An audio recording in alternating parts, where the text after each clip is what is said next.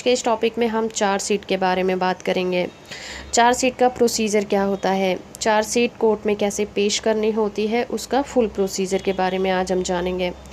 Chargesheet में क्या लिखा होता है और किन बातों को शामिल किया जाता है और इसको फाइल करने में कितने दिन का टाइम लगता है, और क्या जो चार्जशीट होती है हर एक केस में फ़ाइल करी जाती है या नहीं करी जाती। जब भी पुलिस को किसी केस के बारे में क्राइम के बारे में जानकारी मिलती है, जैसे कि कोई व्यक्ति पुलिस स्टेशन में जाता है और किसी मामले की जानकारी देता है, चाहे वो लिखित रूप में हो या फिर मुँह ज़बानी हो। जब भी किसी व्यक्ति के साथ कोई घटना घटित होती है या फिर उसने किसी और के साथ घटित होते उसको वो आई विटनेस है और उसने उस घटना को देखा है, तो वो व्यक्ति पुलिस स्टेशन में जाकर इसकी पूरी जानकारी दे देता है।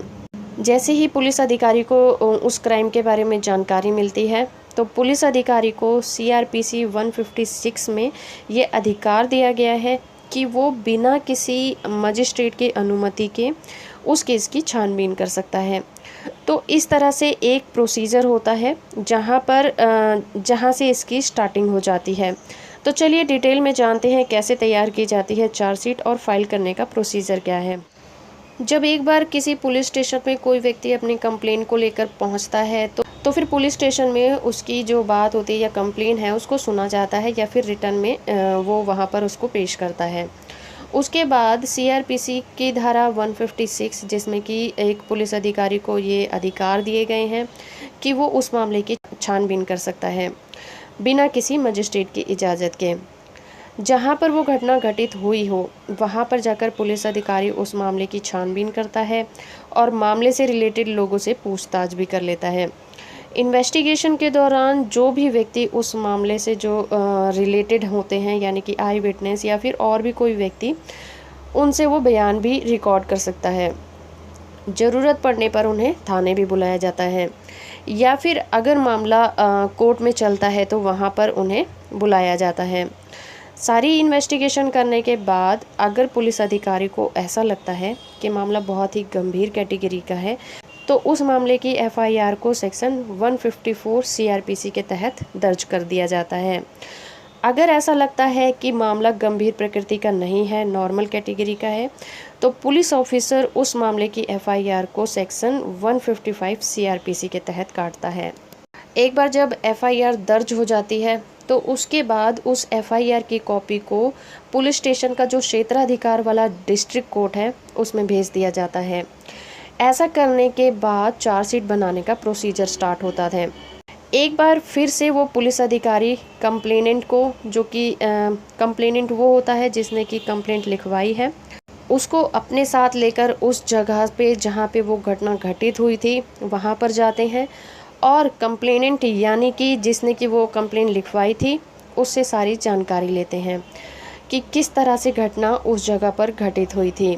पुलिस ऑफिसर का इस तरह से कार्रवाई करने का मकसद एक नक्शा मौका को तैयार करना होता है, जो कि किसी भी चार्जशीट के लिए एक अहम हिस्सा होता है।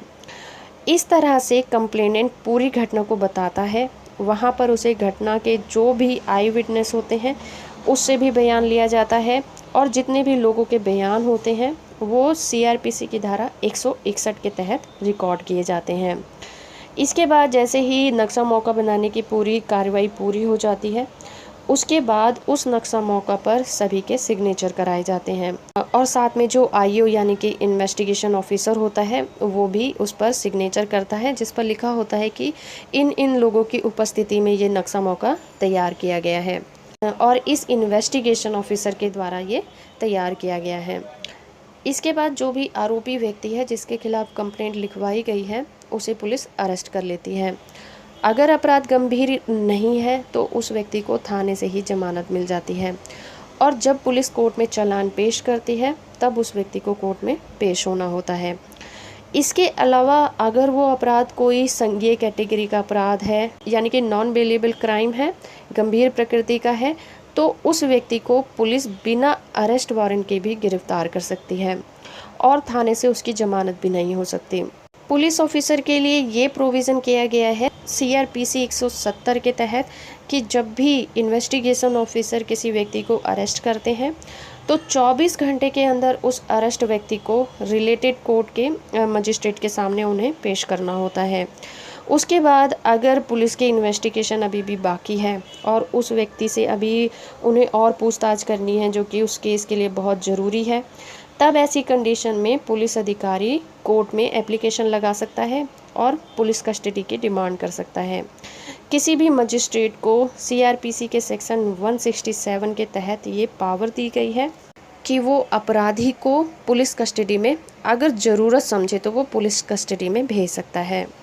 वो मैक्सिमम 15 डेज़ तक की बढ़ाई जा सकती है, लेकिन पुलिस अधिकारी को ये बताना होता है कि वो आरोपी को रिमांड में क्यों लेना चाहते हैं और इसके लिए उन्हें कोर्ट में फैक्ट्स भी बताने होते हैं।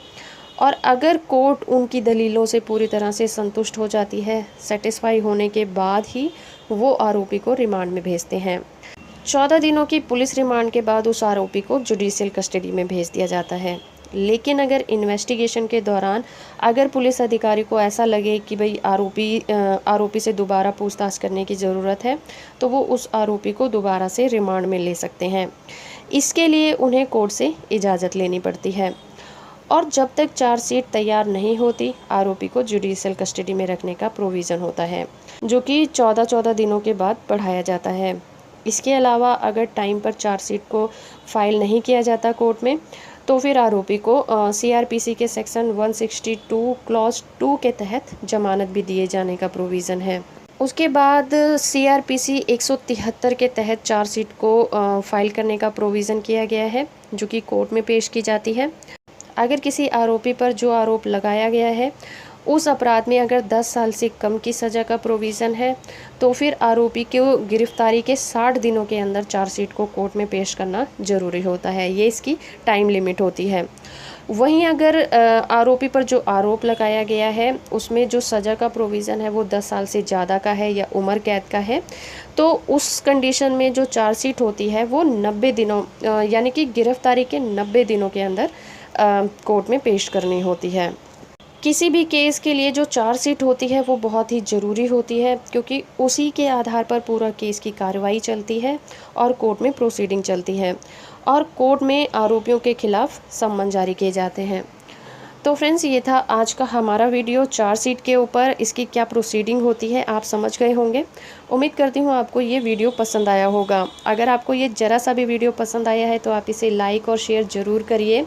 चैनल पर अगर नए आए हैं और अभी तक चैनल को सब्सक्राइब नहीं किया है तो सब्सक्राइब कर लीजिए और साथ में जो बेल आइकन है उसे भी प्रेस कर दीजिए, ताकि मैं जब भी कोई वीडियो अपलोड करूँ आपको इसके अपडेट मिलते रहें।